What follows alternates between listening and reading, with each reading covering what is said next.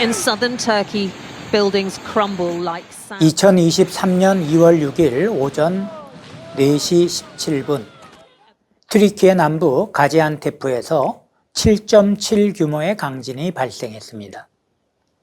몇 차례 여진 이후 오후 1시 24분경 다시 7.5 규모의 두 번째 지진이 발생했고 튀르키예 남부와 시리아 북부에 이르도록 초토화되어 버렸죠. 지진 당시 진앙에서 멀리 떨어지지 않은 아다나에서 국제 봉사활동을 하고 있던 제자가 있었습니다. 긴급히 마련된 교통편으로 귀국하였는데 귀국 후 자원봉사센터에 있던 사람들 모두 의무적으로 지진 공포로 인한 트라우마를 극복하기 위한 치료를 받았답니다. 그만큼 끔찍하고 참혹한 큰 지진이었기 때문이죠. 이 끔찍한 지진이 강타한 곳 중엔 안타키아가 있었습니다. 사실 저는 지진이 나기 불과 몇 달 전인 2022년 가을에 여길 다녀왔었죠. 여기가 바로 성경의 안디옥이기 때문이었습니다. 그렇다 보니 혹시 거기에 있는 베드로 기념 동굴교회가 무너진 건 아닌가 하고 걱정했습니다. 사도행전 11장엔 스데반의 순교로 인한 핍박으로 흩어진 사람들이 처음엔 유대인들에게만 복음을 전하다가 안디옥에 이르러 헬라인에게도 전했고 이에 수많은 사람이 모이게 되자 예루살렘 교회는 바나바를 목회자로 안디옥으로 보냈다고 합니다. 이에 바나바는 회심 이후 고향인 길리기아 다소에 있는 바울을 찾아가서 그를 데리고 와서 공동 목회를 하였죠. 다시 한번 지도를 보실까요? 안디옥, 안티키아가 여기입니다. 사울, 즉 바울이 있었던 다소, 타르수스는 여기죠. 우리나라로 치면 서울에서 대구쯤 되는 거리로 당시엔 상당히 먼 거리인데도 바나바는 사울을 찾아간 겁니다. 그리고 이 둘의 동역은 놀라운 일을 만들어냈습니다.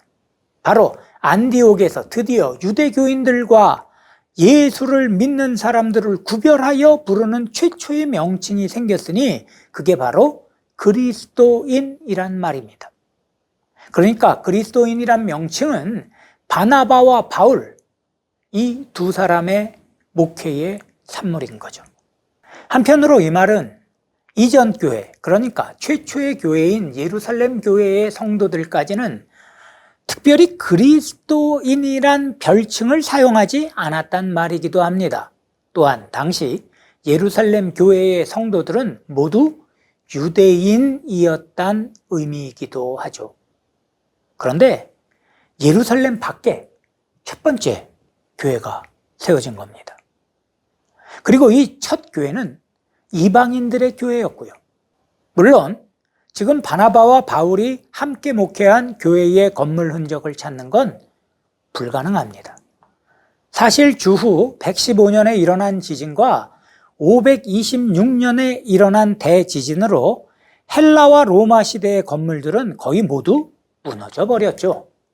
하지만 여기에 바로 이 유서 깊은 베드로 기념 동굴교회가 남아 있습니다.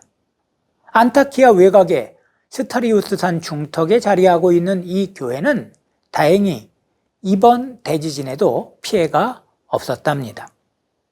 그렇다면 안디옥은 바나바와 바울이 목회했던 곳인데 왜 이 두 사람이 아닌 베드로를 기념하는 교회가 여기에 있는 걸까요? 당시 안디옥은 로마, 알렉산드리아와 더불어 세계 3대 도시 중 하나로 유대와도 비교적 가까운 곳이라 주전 2세기 무렵부터 많은 유대인이 정착하기 시작하였고 로마가 안디옥을 동방 정책의 중심지로 삼은 이후엔 더 많은 유대인이 몰려들었답니다.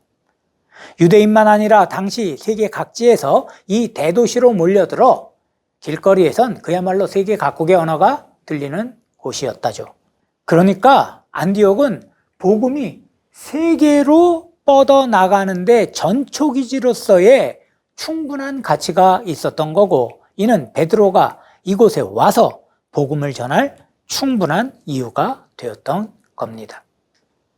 그리고 이렇게 안디옥까지 온 베드로가 교인들을 모아 설교하고 목회했던 곳이 바로 이곳이라고 사람들의 입을 통해 전해진 거죠.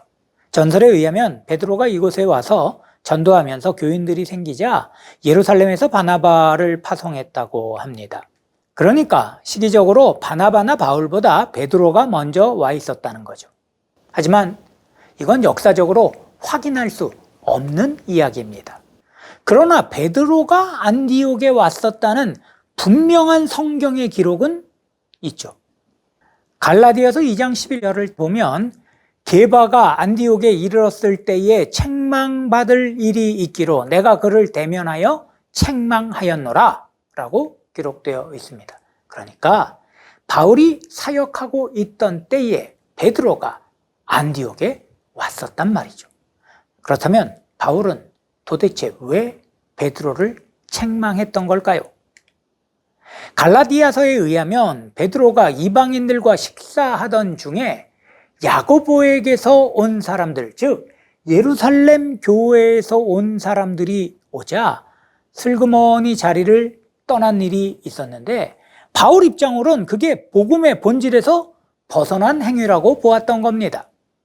아무튼 이제까지의 상황, 즉 예루살렘 교회와 안디옥 교회의 상황을 통해 우리는 당시 초대교회 교인들은 누구였으며 점차 교인들의 구성에 어떤 변화가 생겼는지를 알 수 있습니다. 말씀드린 대로 이 땅에 세워진 첫 번째 교회는 예루살렘 교회로 예수님의 제자들을 중심으로 한 유대인들이 교인이었습니다. 그들은 유대교의 율법과 절기를 지켰으며 유대인으로서의 정체성을 가지고 살던 사람들이죠. 그러니까 예루살렘 교회 때까지는 유대교와 기독교가 구분되지 않았단 말입니다. 즉 당시 교회는 예수를 메시아로 믿는 유대교인들의 모임이었던 거죠.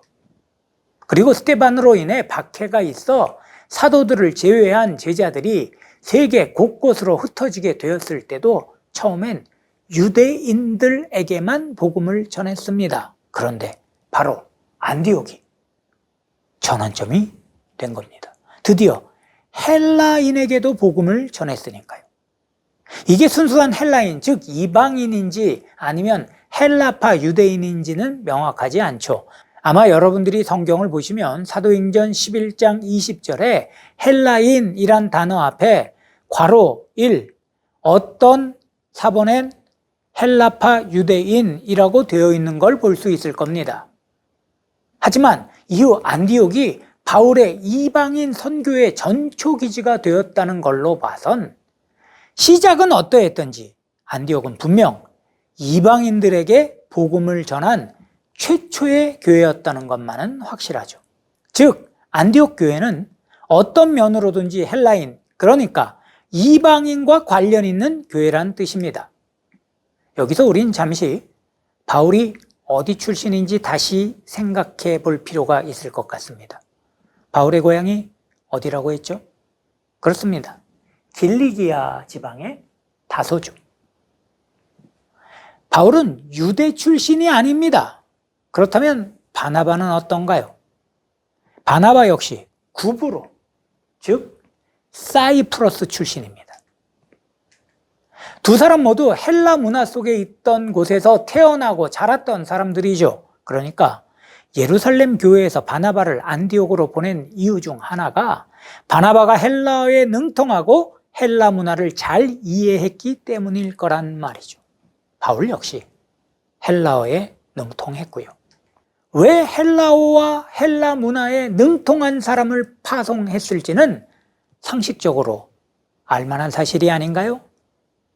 안디옥은 헬라어가 공용어인 도시였고 그들에게 복음을 헬라어로 전할 인물이 선택된 겁니다.